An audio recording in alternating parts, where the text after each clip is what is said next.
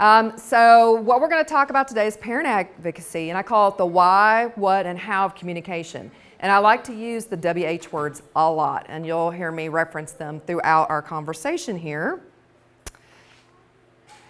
So what is TNSTEP? We've just rebranded into TNSTEP, but we have been the Parent Training Center for over 30 years in Tennessee. Every state has one. So if you move out of state, you can contact us and we can help you locate your parent training center in the state you move to. Some of the big states have multiple ones like Texas, California, Florida, but Tennessee, we are the one, and so we have offices across the state. So if you move from East Tennessee to West, we can help you there. All of us, so we're birth through 26 is what we serve, and we pretty much focus on special education, 504, helping parents advocate for services for their child with diagnosed, possibly diagnosed, anything with a disability related, medical need, mental health care need, that's what we help with. If you call us and you have another need, we can reference you to other agencies, and we really try to help families get connected with the services that they need. All of us working for TNSTEP either have a disability ourselves or have a child with a disability. And as was kind of mentioned in the introduction, I have a 20-year-old who I've been texting with today. She's at camp. She actually went to a camp for children with autism, and now she's a counselor there.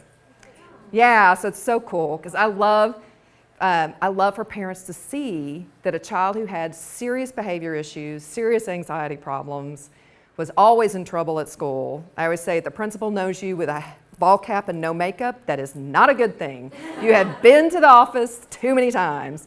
And so he knew me very well when she was young, and so she got diagnosed at 8. And now she's going to graduate from Austin Peay State University next year with a degree in biology, and we're going to try to go to grad school at UT. So it can happen. So it can. But I will tell you, and her elementary school teachers would tell you, they would never believe it was true. Never, because she had so much behavior problems.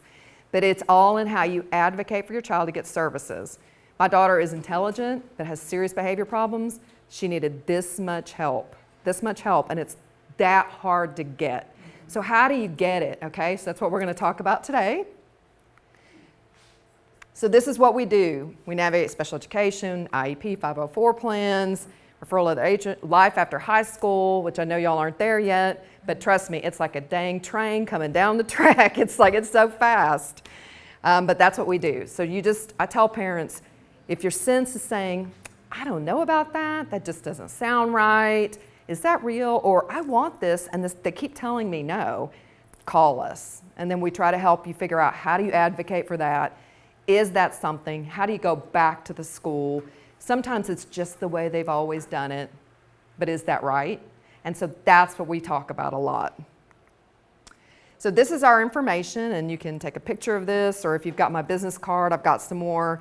If you call our main phone number, you can select me. In East Tennessee, you will talk to me unless I'm out of the office. Luckily, hopefully be like at the beach or somewhere great, but so that's us. But if you go to tnstep.org, you'll see all our information and great resources there.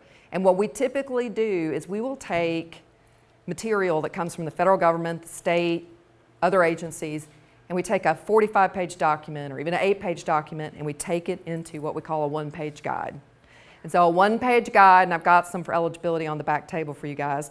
It's a front and back page with an overview, and in the case of the eligibility one, the back side is questions that we get, that the staff at STEP gets all the time, that are common questions. And so it talks about, what's the question? What's your advocacy tip? What could you do if this is your concern? So we will do that on our one-page guides a lot, but it also has places you can go to dig in. If you're a digger-inner like I am, and you were like, okay, I'm going down this rabbit hole right now. When my daughter got diagnosed with Asperger's, I was like, what is that? I went down this massive rabbit hole, and she's old enough where it was called Asperger's then. I still use it because I think it's a good descriptor of her. But so, if you're that person like me, then you will use the additional information. Otherwise, it's a great overview. So what are some common concerns of parents? And we just kind of listed them here. Safety's a huge thing. I've been there all these time, and now I'm letting the child go. It's a scary thing, and I want parents to talk to their school about safety. If the child's a runner, if the child has allergies, if the child has seizures, where's the seizure plan?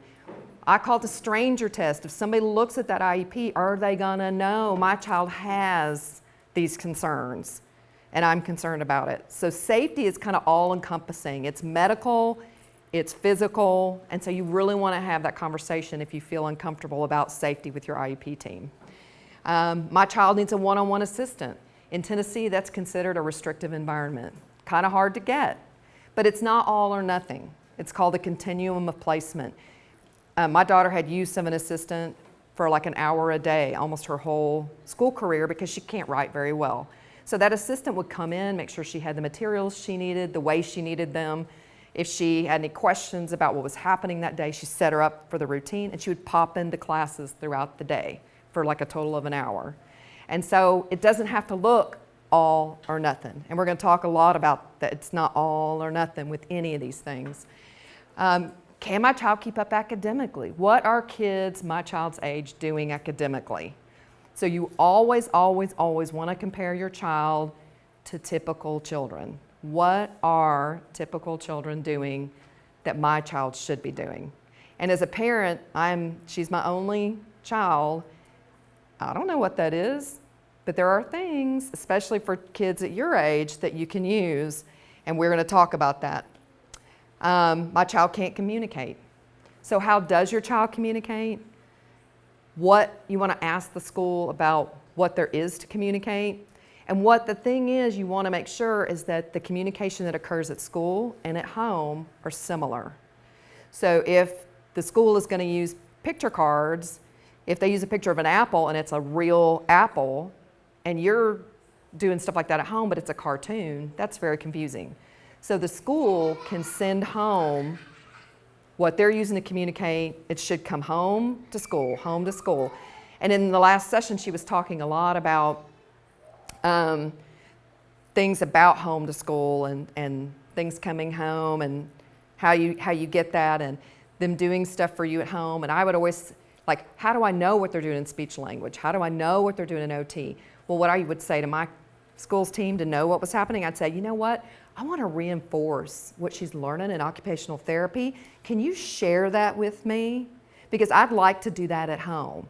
Oh yeah, well then you've just set yourself up to learn what all is happening in OT on a regular basis. So it's kind of a sneaky way to say, I want to get the information and I am going to reinforce it at home, but it also puts you in that school system where you can see what's happening. Daily living skills, potty training. I get calls all the time, my child's not potty trained, can they go to school? Absolutely. There are kids that are never potty trained through their whole school life. So that is not a limiter to accessing education. And that's what we really do talk about is how do I access education? Education isn't just ABC 1, 2, 3. It is the whole child. It is every skill from behavior control to potty training to eating to making it through a hallway to opening a locker with a combination on it. How do we do all these things that are life skills with, like we talked about, communication being one, and that's a big one. And then how will I know what's happening? So you can always ask about a communication log, but anytime you ask about something, you ask, school team agrees or disagrees. If they agree, you say, where will it be noted in the IEP? So it's a 3-step process. And I know she spent in the last session a lot of time talking about the notes. Notes are not legally required. The IEP is the legal document. So anything they agree to that's on those notes, like I said, what's the next thing you say? Where's it at in IEP? Where's it going to be on the IEP? And then that's where you put in your notes. They said it'd be here, and then you want to check that IEP to make sure it's there.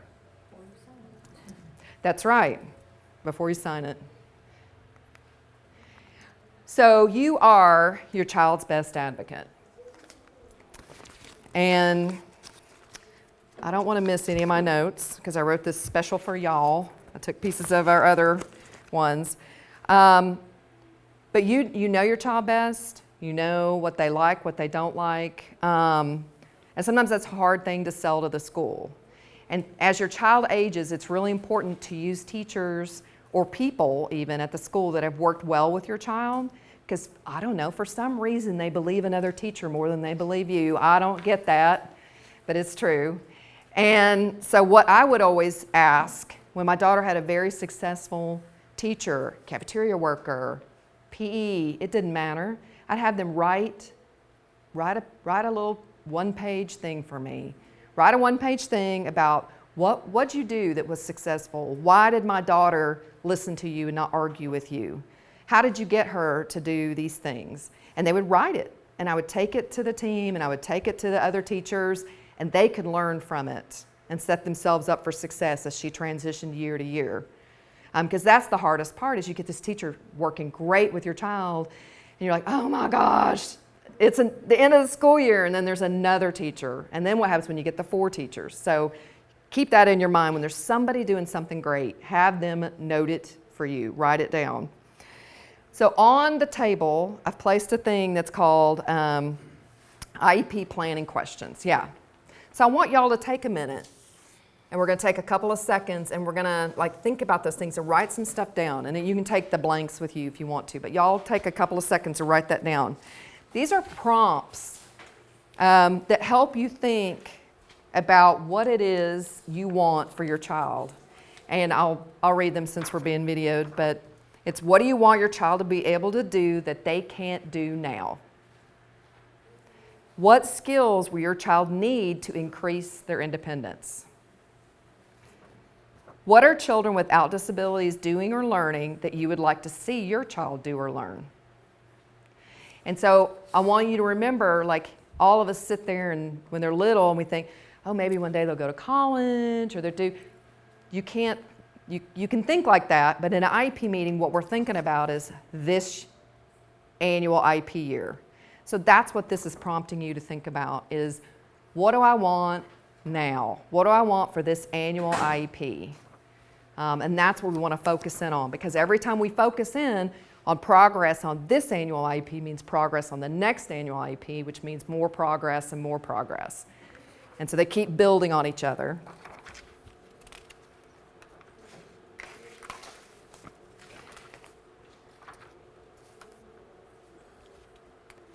So if your child has an IEP, so the things you're thinking about, after you write them down, go back and say to yourself, is that on my child's IEP? Did they address that concern, or did it get left out? What you can do is take that list that you just created with those 3 prompting questions and create your parent concern statement, because you own that parent concern statement that's on that annual IEP. You write it and you tell the school team what you're concerned about. So before you go into an annual IEP meeting, write a statement that's a couple of sentences long. You can, like I said, use this form as kind of a guide to think about it. Write it, read it to the team, hand it to the person who's typing into the IEP, and say, this is my parent concern statement, and I want the team to address my concerns. So that's important. You own that. But again, you want to compare your child to what typical children are doing. And I know this is a little bit overwhelming, but this is the special education eligibility. And what I want to say is, yes, my daughter was diagnosed with Asperger's. That did not automatically mean she was eligible for special education.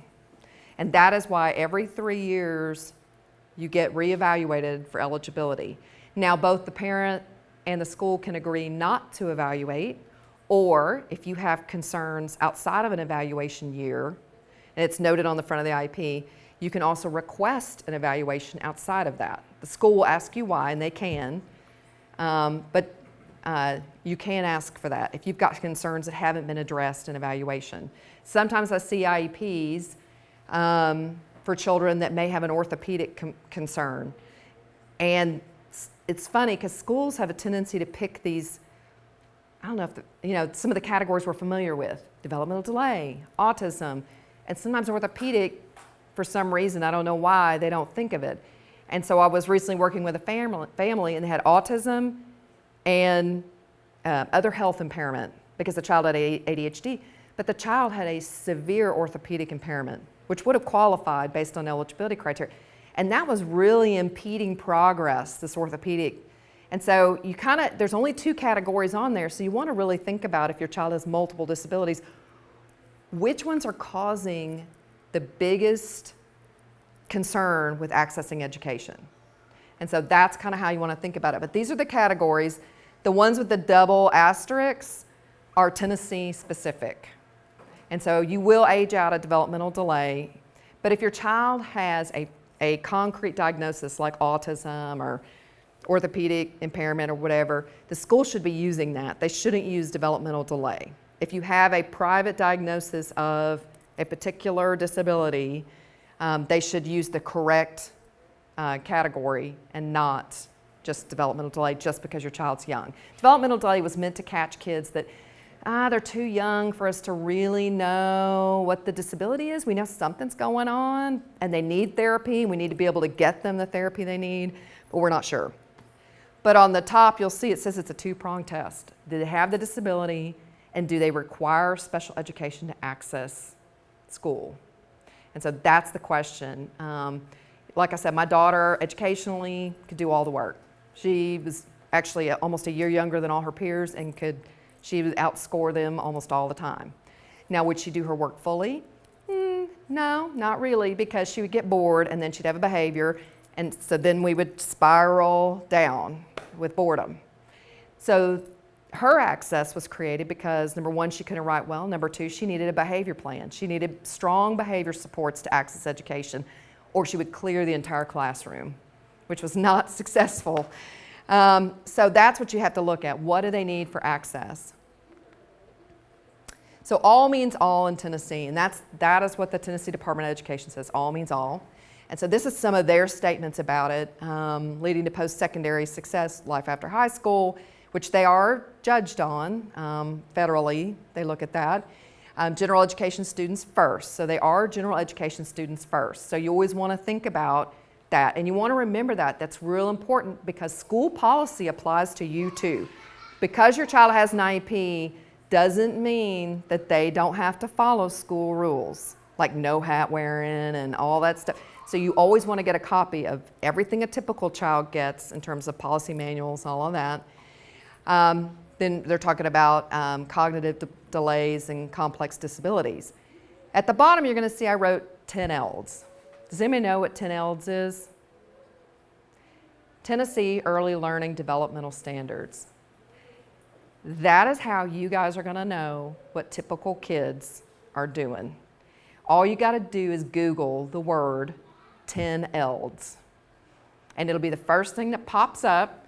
Do not print it. It is huge. I ain't gonna lie. It is like 80 pages. I mean, unless you send it to somebody who can print it. But there's one for young children and there's one for like 4-year-olds. And it goes everything from social skills to academics. So what you can say to yourself, I think my child's reading okay, I'm not really sure. You can pull up the 10 ELDs and see what particular age range should be doing in reading. And you go, it's a great tool to use with your team. You can say, you say my child is, nope, this is why my child needs extra days in pre-K, not doing these things. So 10 ELDs is a huge tool to use. And then you can also go down the rabbit hole of that whole early learning developmental page on the Tennessee website, just saying, I didn't have to do it. My daughter was 8 when she was diagnosed, but you can definitely do that. So when we talk about the disability and how that affects where they learn, it's called least restrictive environment. And it really is the last thing on the IEP. So your IEP builds this data. It actually has a process and a flow, and we're learning about who is your child, what are your concerns. So we're building a picture. And if you look at it, you'll see that it is a picture of your child. And then the last thing we discuss is where are we gonna do these things? And like I said, it's a continuum.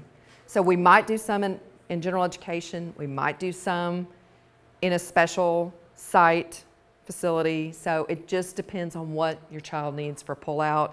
But the goal, especially in Tennessee, is we want to try to keep them in general education classroom if possible with supports.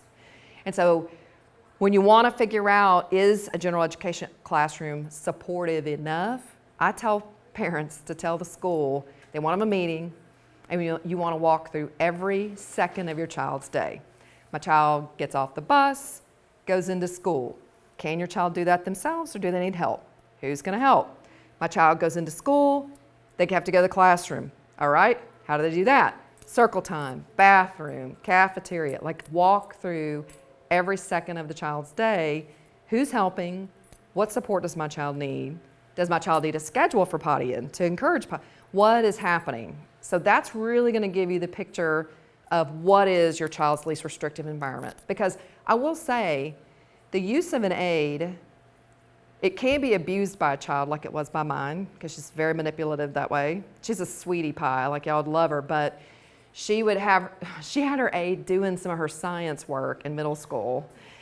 And she would say, right, like I just can't write, I can't and she was like basically delegating her work off to her aide. Very smart, but I mean, it didn't take us a couple weeks to catch on to it. But, the aide also creates a barrier. It's like if I walked in here with a bodyguard, you'd be a whole lot less likely to talk to me. And so that's the whole reason we want to try to figure out what are natural supports, what are things that we can do in the classroom that just are there for all kids that might be enough for our child.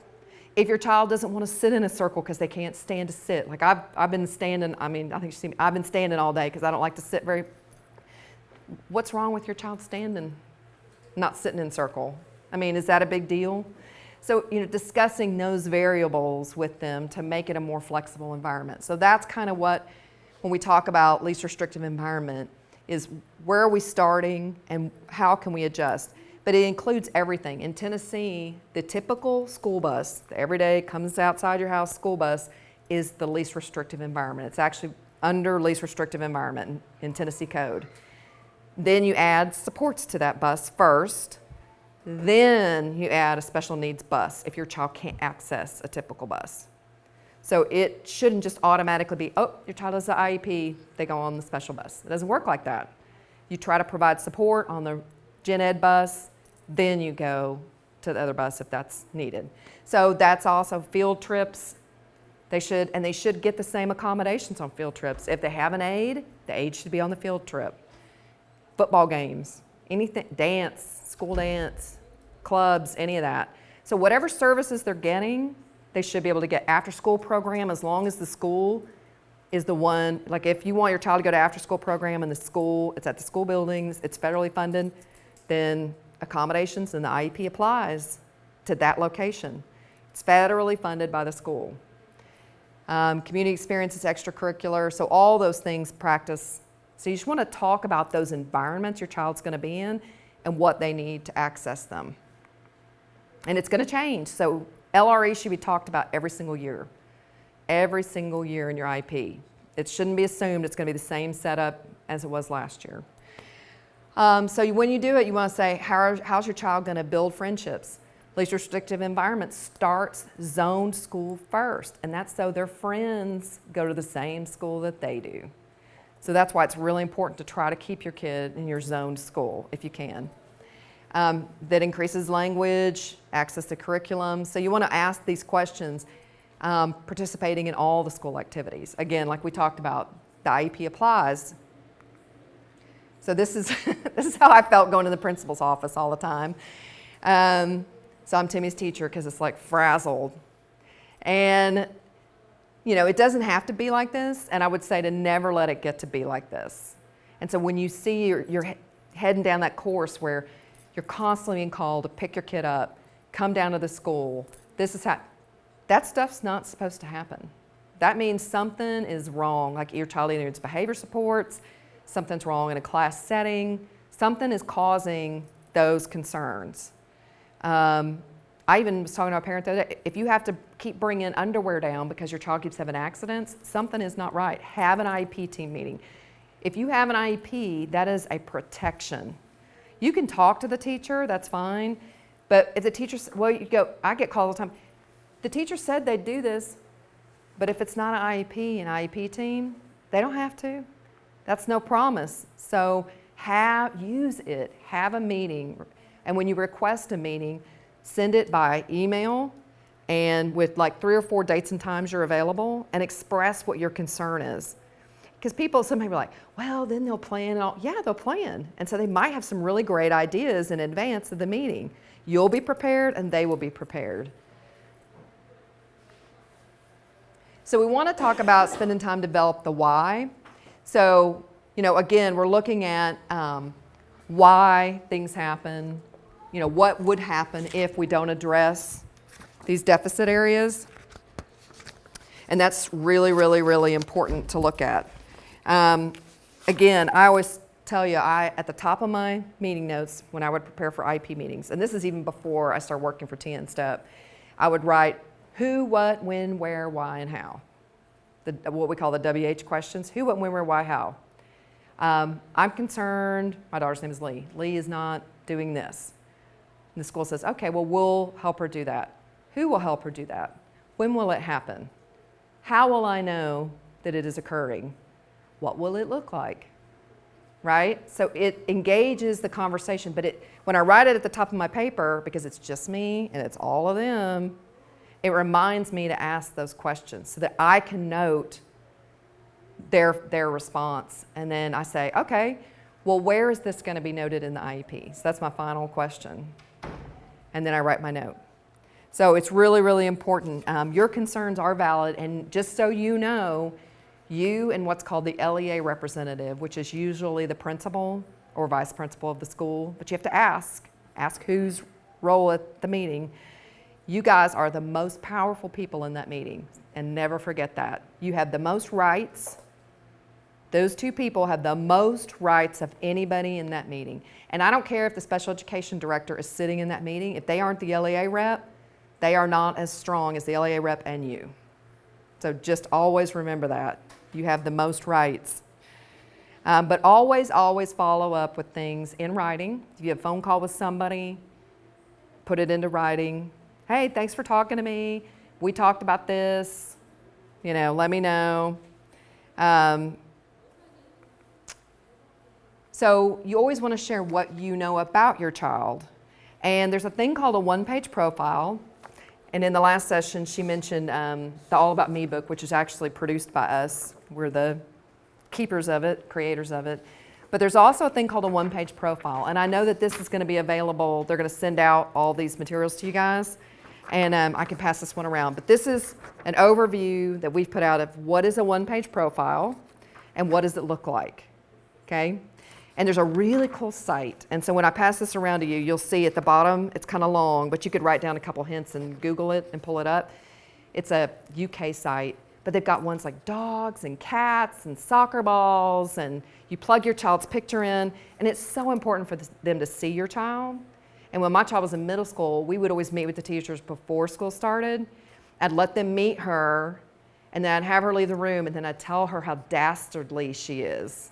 I was like, she's going to destroy you. She's real cute. She's real cute, but she's smart, and she's going to destroy your world if you don't do these things, I swear to you. So, and then there would be other teachers in there from her past going, and listen to the parent. They're absolutely right. So I'll pass this around for you guys to look at it while we're talking. But do a 1-page guide, and on it, also note like your information, like please, I always tell them, listen, before things go to where, like we saw Timmy's dad before, before it goes like that, call me. I can help you. I can give you some tips. We can walk through this.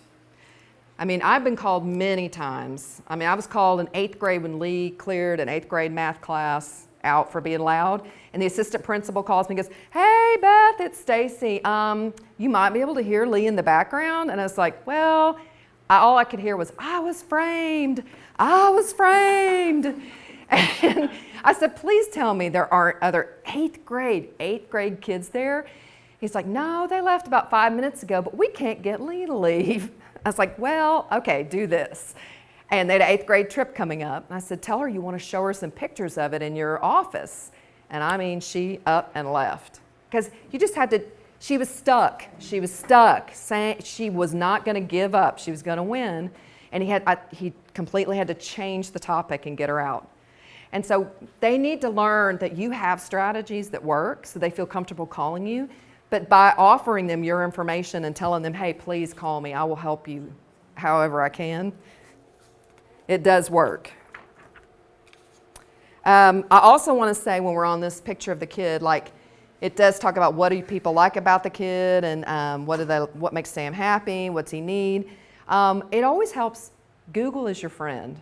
I know that there's like, oh, the internet, it's true thing, but what I always do is if you need, say your child is having some particular difficulty in the classroom, and you're not sure what accommodations to talk about, Google it. My child, like Google ADHD impulse control accommodations or something, whatever it is. And a whole list of stuff is going to come up. And you could go, nah, not my child. Oh, yeah, my child. Beep, that's a good one. That's about no, yes, no, yes. And so it gives you something to suggest to the team. Sometimes the team just doesn't know where to, they may have never seen a child like yours. It really helps if you have concrete suggestions and ideas about how they can use stuff. Not just I want, but this could work here in this particular situation. So we talk about least restrictive environment, but classrooms need to be ready for inclusion for all kids. So that means like not being so crowded that a child who is in a wheelchair couldn't access it. So how do we arrange that or make that accessible? So we do like to talk about a lot about that. So there are different supports that can be, of course there's adult support, we talked about an aid already, but you know, when it's necessary, it's absolutely necessary. How can equipment be modified? On an IEP it says assistive technology, and you hear the word technology, you're thinking iPads and the communication devices and all. It can even be modified playground equipment, a different ball that works for your child. I mean, it can look in different ways. So it's just kind of equipment. And so if you're having issues like with recess, have the PE teacher or recess teacher be at your meeting. You can invite a particular person. Say, I'd like so-and-so to be at my meeting to discuss this. They don't have to stay the whole time, but they can come in, y'all can talk about it, and then they can go. What we call invisible supports, and that's just like, my daughter likes schedule routine, having a schedule routine. It's there naturally, all kids benefit from it. It's just a natural support. Material adaptation, you know, making activities simple, breaking them down into pieces versus overwhelming them with a 5-step process. It's a step at a time so they don't thinking about the next one. And then peer-to-peer support. My daughter had a friend named Laura that was in her class. A lot of times they break little girls up, you know, in elementary school, they don't keep them this, but they kept this one girl with my daughter all the time because I would say, what would Laura do? Like the what would Jesus do? I would ask her, what would Laura do? You know, would Laura do this? Would she clear a classroom? No, she would not. And actually it's funny because my daughter influenced Laura to go on and study the brain and why people get autism and neurological. It's really fascinating. So you don't think your child is affecting other people, and they absolutely are. And I think that's a great effect. So same is not equal. If we look at this picture, all the children are accessing laptops, right? So we think that's the same, but it's not always the same as equal. What if the child is deaf or can't speak? So there are adaptations we can do on laptops to level that playing field. You know, what about keyboard size? There's all kinds of things that we can create equality because same is not equal. Just because we gave a child a laptop doesn't mean they can access it. So think about, you know, how do you level the playing field with typical peers as closely as possible. So you want to be prepared to talk about these other concerns sometimes. You know, when kids are little, it's not fair. Why does, you know, my daughter got to chew gum in elementary school to keep her busy. Why does she get to chew gum, you know? So how that works, and explain to the team about the benefits of things sometimes like fidgets or whatever it is. Because it looks like, especially in high school, my daughter had fidgets, it looks like a toy. She actually got taken away by the French teacher when she first started school. But she's allowed to have them. She's just not supposed to have them out where everybody can see them or making noise with them. So that was where she was falling behind and what she's supposed to do. So what if it does distract other kids? We don't want it to be a distraction. So like, again, my daughter could have fidgets, but we taught her early on, in the pocket, in the desk, underneath, away from other children, not a disturbance to other kids. And we started teaching her early. So again, this is actually my boss's, one of her favorite phrases she used to use is, what will it take to whatever? So if you want something, what will it take as a school, like asking the school team, what will it take to do this? What will it take for my daughter to participate in this or have that? And so talking through that, just again, we're going back to questioning, you know, it's up to them to provide the service. I'm concerned about this, what will you do? How will it happen? So in this scenario here, you're listening for things, and the first few things are positive, statements that support what you're looking for. And when that person starts to support it, you dig into that. Things you can agree with, you all can agree upon. And you know, you may want this, and they say, okay, well, we'll do this. That's fine, start there. Maybe it is enough. Monitor it and ask for another meeting. If it's not enough, keep asking for more. Express that you understand what they're talking about. And again, the very last one is kind of a negative thing. Broad statements, all, none. When my daughter entered high school, she always had gotten occupational therapy. Well, in high school, we don't typically do occupational therapy.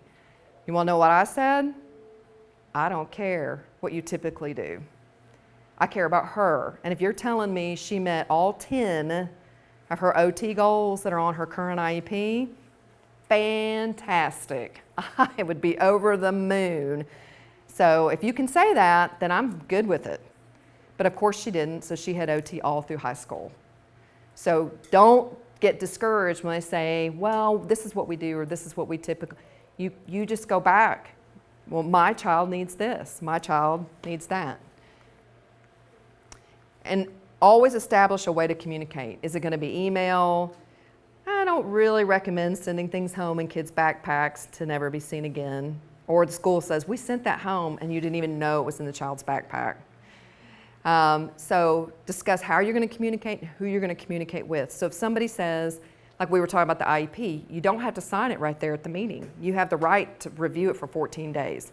Nothing that they agreed to will go into effect until either you sign it or the 15th day, unless you file due process to stop it. But the 15th day in Tennessee, it will go into effect. But what you can say to them is, I want to see the final IEP with all of our agreed upon changes. Who's going to send it to me? And who do I return it to when I am finished? And get that person's information. And then you always want to get back a fully signed copy. And if you sign anything, you always want to keep a copy. And it doesn't have to be super organized. You can keep it in I had a big pile, you know, that I just set everything on. But if I needed it, it was there. You know, people come to me with these really great notebooks. I'm real impressed. I'm like, wow, that's amazing. Mine did not look like that. And I'm a very organized person, but it was in one spot in a pile. And then I had my notebook I always took to meetings so that I could go back and go, oh, but back, you know, in our last meeting 2 years ago, y'all said this, and still we're battling X, Y, Z. You know, I can go back and forth in my notebook that way. So you want to be positive and confident, because an IEP is never forever amen. It is a document that builds, it changes, it evolves. Like the high school incident with the OT, sometimes they want to remove things they shouldn't remove just because you're transitioning. That's not right. But the document will grow and change and move, and there is no limit to IEP meetings. Now the school can decline to have one if you're just like, I just want to meet you guys, I love you so much. This is the greatest experience, I love IEP meetings, like no one ever said. But if you know, you're not that person, and you, like we would have 4 or 5 a year easily until she got into high school. So there's nothing wrong with it. Like I said, do it under the documents, you know, you've got the rights under that meeting. It's a protection. So it's a really great way, and it's a really good, to me, it's a good way to show that you're prepared, you're interested, you're engaged. And when you get to middle school, that's a hard thing to maintain, because that's the hardest years, really. Not gonna lie, I was glad it was over. But so, you know, you gotta keep sticking with it, and that really shows that you're persistent. But if you have questions and you have that burning, like, I just don't know, that doesn't feel right, or what, that's what we're here for. That's why you call us, and then we talk you through, what are you trying to accomplish? What has been done? And if we can't really get all the information, a lot of times we will review an IEP and look at it. Now again, I handle all 34 counties of East Tennessee, and it depends on, I mean, if you catch me in the summer, yeah, that's a pretty easy time for me to have time to review an IEP. Right now, August, it's tough, because we have busy times of year, beginning of school year, end of school year. And behavior starts around Christmas, just so you know. So there are certain times that things start to happen. It's pretty predictable. Good, well, thanks. Thank you. Thanks again for letting me do it.